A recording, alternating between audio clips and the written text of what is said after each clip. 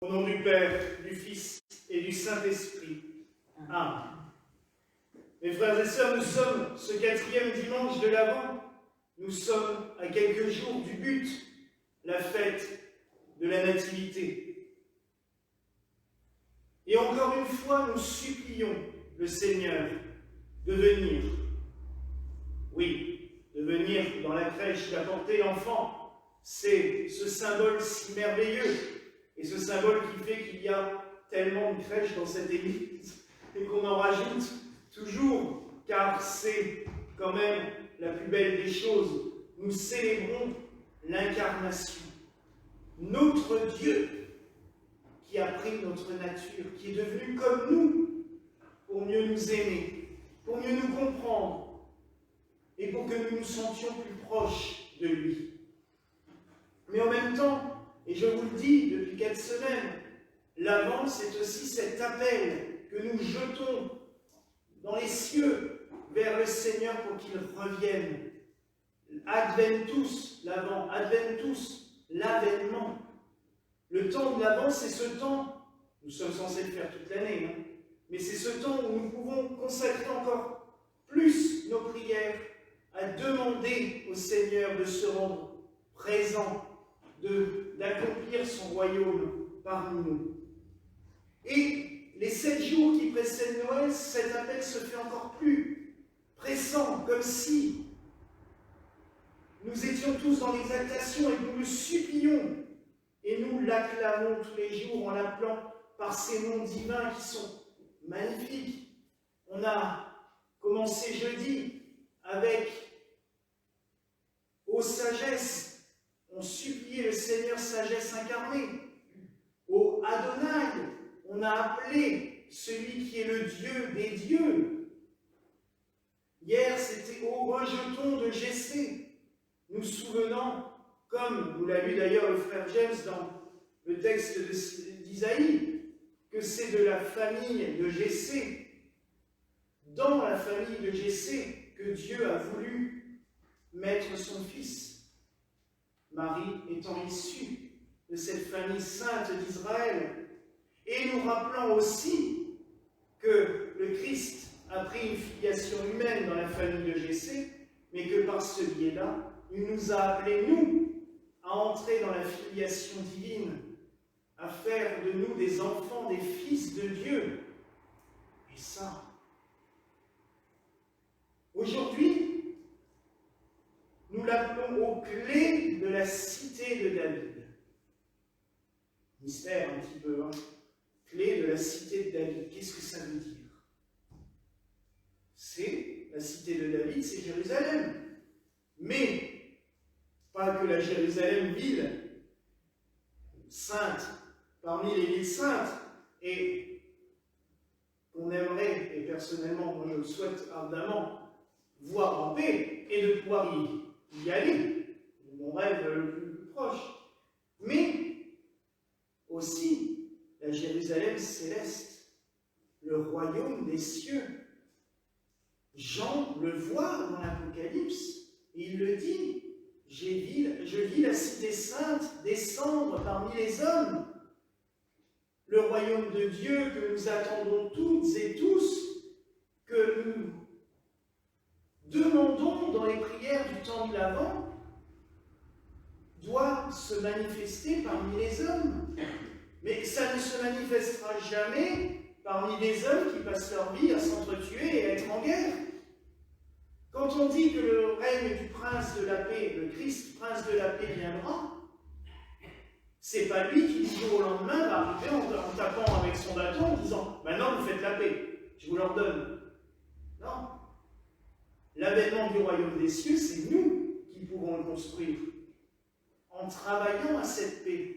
Et quand tous les hommes auront compris qu'en s'unissant, qu'en vivant dans cette paix et dans cet amour que le Seigneur nous a légué, là, nous aurons réuni toutes les conditions pour que du haut des cieux, oui, le royaume de Dieu se manifeste à nous.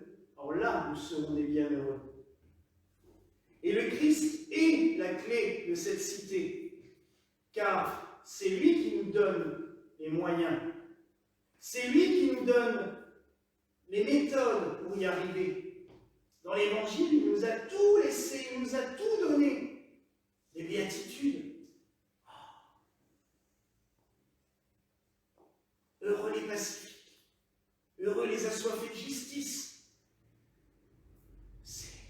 Heureux les pauvres d'esprit, j'aime beaucoup ça, parce qu'on croit que, oui, en gros, plus on déraille, mieux c'est. Non, la pauvreté d'esprit dans l'Évangile, c'est tout simplement heureux ceux qui arrêtent de se triturer le cerveau à essayer de comprendre des mystères, mais qui se laissent juste envahir par l'amour de Dieu. C'est beau. Et je traduirais même cette béatitude, on me l'a rappelé hier après-midi, j'ai trouvé ça tellement beau, je traduirais même heureux les pauvres d'esprit par cette belle image qu'avait donnée Michel Audiard. Vous allez me dire, j'ai des références. Michel Audiard disait heureux les fêlés, car ils laissent passer la lumière. Mais c'est ça. Heureux ceux qui se laissent envahir par la lumière de Dieu et qui arrêtent de se torturer le cerveau à essayer de comprendre. Moi, franchement, il y a des choses, ça fait longtemps que j'ai abandonné. Ça vient, on se laisse faire, et on ne cherche plus. Parce que plus on cherche, de toute façon, on en trouve. Hein, parce qu'il faut bien vous imaginer que le Seigneur est assez facétieux, et on le voit dans notre vie de tous les jours. On ne reçoit jamais la réponse exactement telle qu'on a demandé, ça vient toujours par des biais détournés, souvent même par des gens que franchement on préférerait ne pas voir, et c'est eux qui vous donnent la réponse que vous avez demandée. Ah. Et il y a franchement aussi des fois où on nous met sur des chemins et sur des routes qu'on n'aurait pas prévues du tout. J'y repense souvent quand je donne des ordinations aux dames et que je me dis qu'il y a 25 ans, si on m'avait dit qu'un jour j'en donnerais des femmes, j'aurais rigolé et je leur aurais dit allez voir ailleurs parce que là vous êtes complètement fous. Et pourtant, le Seigneur m'a mis sur cette voie. Il est facétieux. Aux clés de la cité de David. Oui, c'est par le Seigneur que nous pouvons ouvrir toutes les portes.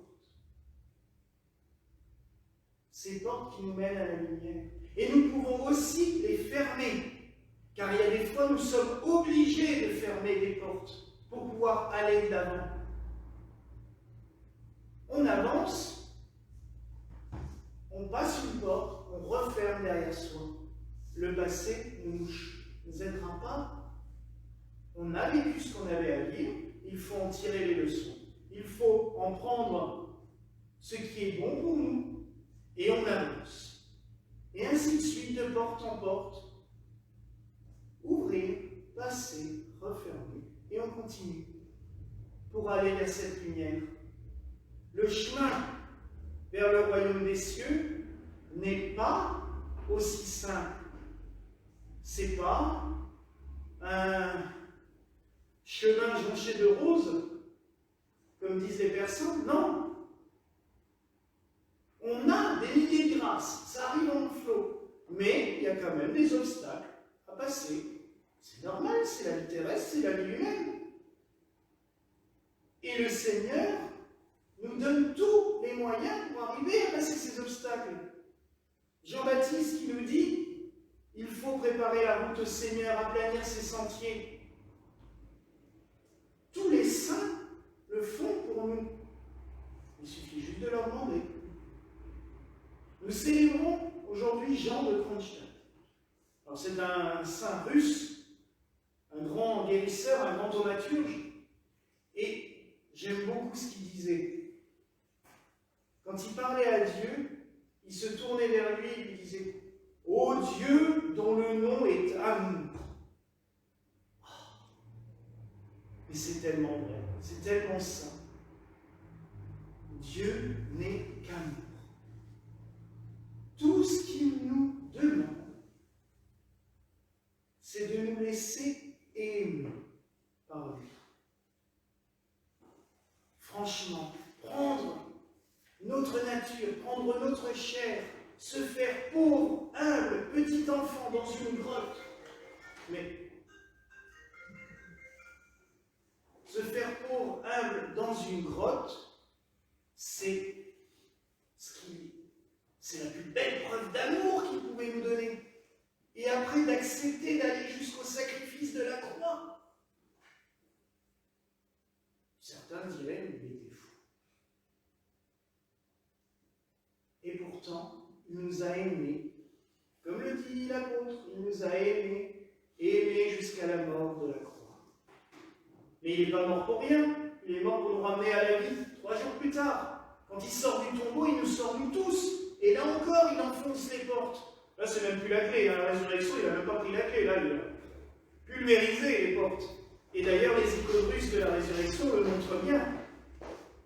Le tombeau explose et il sort. On voit les débris de la pierre.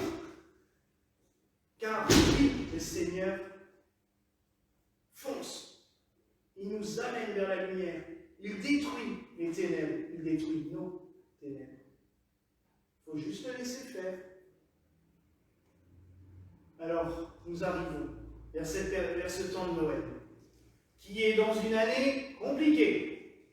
Ouais, les ténèbres, cette année, sont données à cœur joie. Hein. Mais il est quand même toujours vainqueur.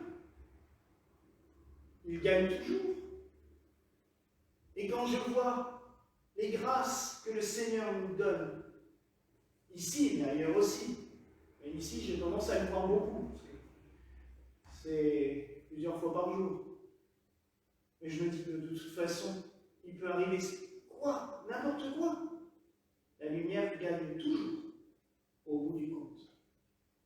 Mais il faut l'accepter. Il faut le vouloir. Voulons-nous que la lumière entre en nous? Ça, c'est un travail de tous les jours, de tous les instants. Alors prenons ce temps qui vient, qui s'ouvre à nous. On aura moins le temps de faire la fête, donc on aura peut-être plus le temps de méditer et de prier. Au moins de penser à cette lumière qui vient en nous. Le petit enfant de la crèche, le petit, c'est la lumière du monde. C'est notre lumière. C'est cette lumière qui va détruire toutes nos ténèbres et qui doit la détruire. Et quand nous laisserons entrer cette lumière en nous, nous serons comme la crèche de Bethléem. Et les ténèbres n'auront plus aucune place. Oui, mes frères et sœurs, c'est vraiment en ce jour et en ce temps qui s'ouvre devant nous, la grâce que je nous souhaite. Au nom du Père, du Fils et du Saint-Esprit. Amen. Et que la paix du Seigneur soit toujours avec vous.